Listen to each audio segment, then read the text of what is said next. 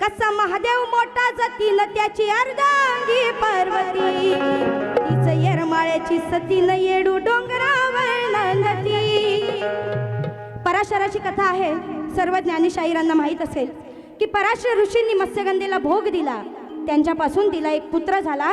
परंतु पराशर ऋषी हे मात्र व्यसनाधीन होऊन त्यांनी काही तिच्याकडे लक्ष दिलेला नाही। आणि तोच विषय आहे, कस परनारीला भोगून तिला दिली सजन्माची सजा, कस परनारीला भोगून तिला दिली सजन्माची सजा।